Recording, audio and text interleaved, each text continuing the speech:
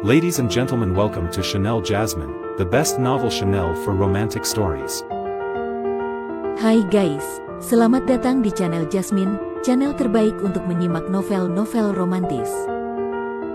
Mohon dukung channel ini dengan subscribe, like dan share video-video yang ada di channel ini. Terima kasih.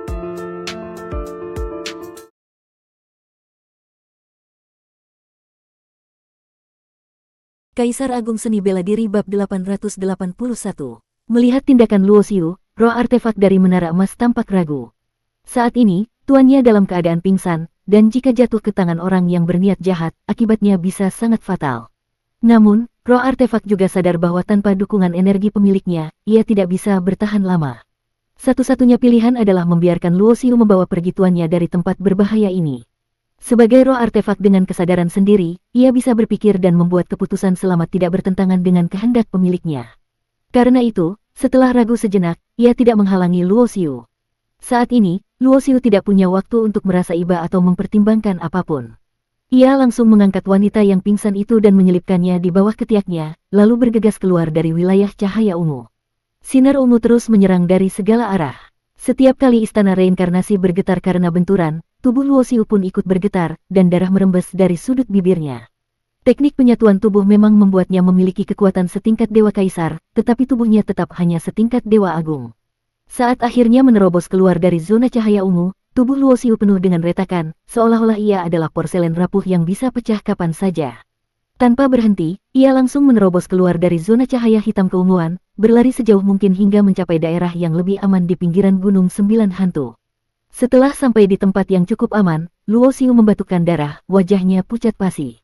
Ia dengan santai melemparkan wanita yang pingsan itu ke samping. Rasa sakit yang luar biasa dari tubuhnya yang hampir hancur tidak membuat Luo Xiu mengerang. Hanya sedikit kerutan di alisnya yang menunjukkan betapa parah kondisinya. Namun, perhatiannya segera tertuju pada bambu dewa hati biru yang masih digenggam oleh wanita itu. Wanita ini telah mengerahkan segala upaya untuk mencapainya. Namun, sebelum sempat menyimpannya, ia sudah jatuh pingsan karena luka parah.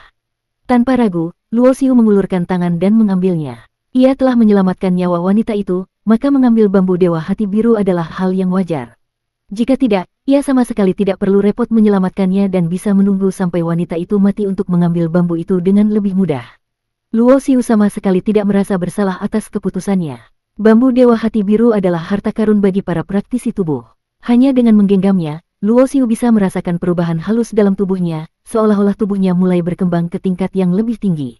Sementara itu, wanita itu masih belum sadarkan diri. Luka-lukanya terlalu parah, dan ia tidak memiliki hukum kehidupan, sehingga pemulihannya sangat lambat.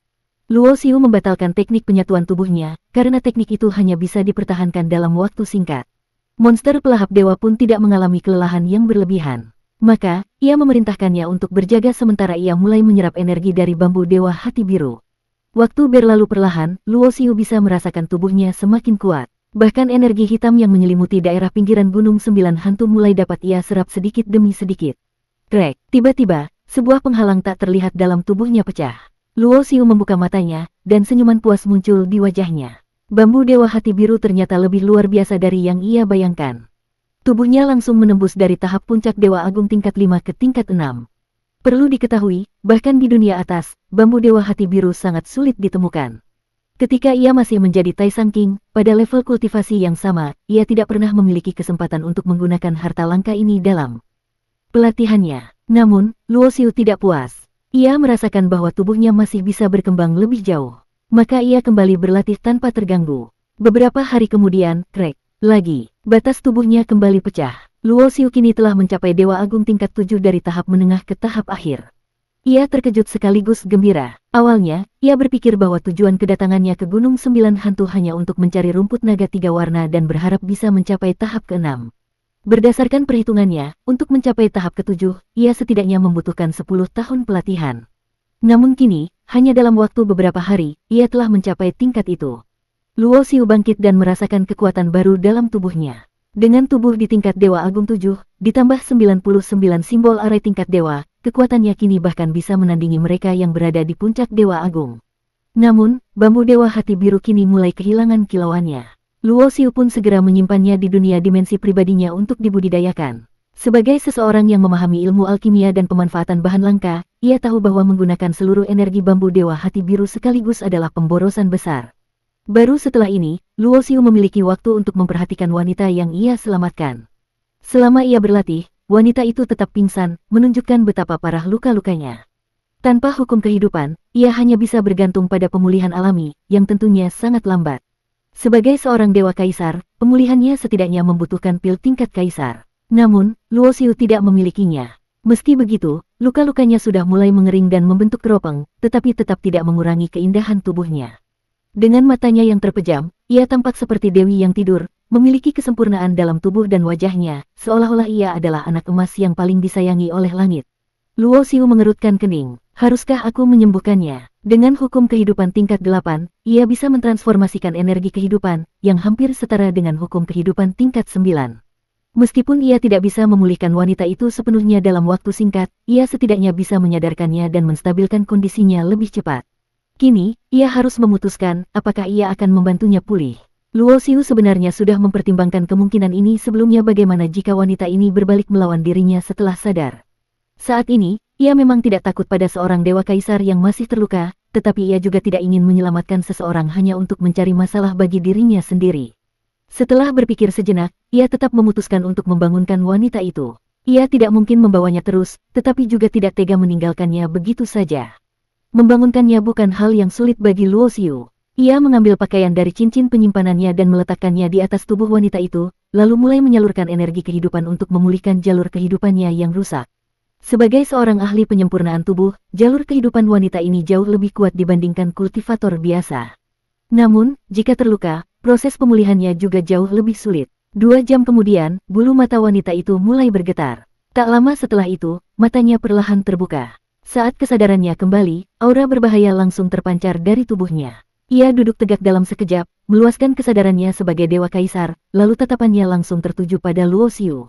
Kau, Luo Xiu merasa sedikit canggung. Ketika wanita itu tiba-tiba duduk, pakaian yang sebelumnya menutupi tubuhnya jatuh ke tanah, membuat tubuhnya terbuka sepenuhnya di hadapan Luo Xiu. Meskipun Luo Xiu sudah melihatnya sebelumnya, tetapi saat itu ia dalam keadaan tidak sadar. Sekarang, situasinya jauh lebih canggung. Namun, wanita itu tampaknya sama sekali tidak terganggu oleh hal ini. Ia hanya sedikit mengerutkan alis dan bertanya, "Kau yang menyelamatkanku." Ia juga menyadari bahwa ia dalam keadaan tanpa busana, tetapi tidak menunjukkan sedikit pun rasa malu. Tanpa ragu, ia mengambil pil dari cincin penyimpanannya dan segera menelannya sebelum memakai pakaian berwarna merah muda. Seolah-olah menyembuhkan lukanya jauh lebih penting dibandingkan menutupi tubuhnya. Luo Xiu segera menenangkan pikirannya dan berkata, "Ya, aku yang menyelamatkanmu. Kau terluka parah dan pingsan di dalam wilayah cahaya ungu. Jika aku tidak membawamu keluar, kau pasti sudah mati di dalam sana." Wanita itu sudah mengingat situasi sebelum ia pingsan, tetapi mendengar kata-kata Luo Xiu tetap membuatnya sedikit terkejut. "Kau hanya seorang raja dewa, dan tubuhmu pun hanya di tingkat dewa agung. Bagaimana kau bisa membawaku keluar dari wilayah cahaya ungu?" Setelah memakai pakaiannya, wanita itu menatap langsung ke mata Luo Xiu tanpa keraguan. Lalu, ia bertanya dengan suara serius, "Bambu Dewa Hati Biru ada di tanganmu, bukan?" Luo Xiu mengernyitkan alisnya. "Aku sudah menyelamatkan nyawamu, dan bukannya berterima kasih, kau justru lebih peduli dengan harta karun itu." Meskipun Luo Xiu tidak mengharapkan penghargaan, sikap wanita ini tetap membuatnya merasa tidak nyaman. Dengan nada datar, ia menjawab, "Benar, aku mengambil bambu Dewa Hati Biru. Dalam kondisimu saat itu, tidak mungkin kau bisa membawanya keluar. Aku hanya mengambilnya sekalian ketika menyelamatkanmu." Ia tidak menjelaskan bagaimana caranya membawa wanita itu keluar. Ia tidak perlu menjelaskan apapun. Wanita itu tampaknya menyadari bahwa Luo Xiu mulai merasa tidak senang. Ekspresinya berubah sedikit malu, dan ia berkata, "Maaf, aku terlalu terburu-buru tadi. Kau telah menyelamatkanku, dan aku seharusnya berterima kasih. Namaku Bai Fei Qing. Aku akan membalas budi ini." Luo Xiu tetap menjaga ekspresinya tenang. "Tak perlu balas budi. Sekarang kau sudah sadar, aku akan pergi." Ia tidak ingin berlama-lama di sini. Siapa yang bisa menjamin bahwa setelah wanita ini pulih, ia tidak akan berusaha merebut kembali bambu Dewa Hati Biru. Namun, saat ia berbalik untuk pergi, Bai Fei Qing tiba-tiba berbicara. "Tunggu." Luo Xiu menghentikan langkahnya, tetapi tidak menoleh. "Aku bahkan belum tahu namamu. Itu hanya tindakan kecil, Bai Fei Qing. Kau tidak perlu mengingat namaku." Luo Xiu tetap tidak menyebutkan namanya. Ia tidak ingin ada masalah yang menempel padanya karena bambu Dewa Hati Biru. Bai Feiqing tertawa pelan. Apa kau takut padaku? Luo Xiu langsung berbalik dan menatapnya dengan tajam. Setiap kali ia benar-benar mengamati wanita ini, ia harus mengakui bahwa Bai Feiqing benar-benar sempurna baik dalam kecantikan maupun auranya. Tetapi saat ini, ia sama sekali tidak tertarik untuk mengagumi keindahan itu. Kau salah paham, Luo Xiu berkata dengan nada tegas. Aku tidak takut padamu. Dalam kondisimu sekarang, jika aku memang berniat buruk, kau pasti tidak akan bisa berbicara dengan tenang seperti ini. Bai Feiqing tersenyum ringan, seolah-olah ia menikmati percakapan ini. Kalau kau tidak takut padaku, kenapa buru-buru pergi? Ia menatap Luo Xiu dengan penuh arti. Aku benar-benar berterima kasih karena kau telah menyelamatkanku. Selain itu, kau juga orang baik. Jika orang lain yang menemukanku saat aku pingsan, mungkin bukan hanya tubuhku yang akan ternodai, tetapi segalanya dariku mungkin juga akan dirampas. Kata-katanya begitu tenang, seolah-olah ia hanya membicarakan hal biasa, bahkan saat menyebut kemungkinan dirinya diperkosa.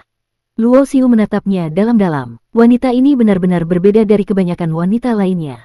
Bukan hanya dalam kepribadian, tetapi juga dalam cara berpikirnya. Aku bukan orang sebaik itu. Luo Xiu akhirnya berbicara dengan suara rendah. Aku hanya melakukan apa yang perlu dilakukan.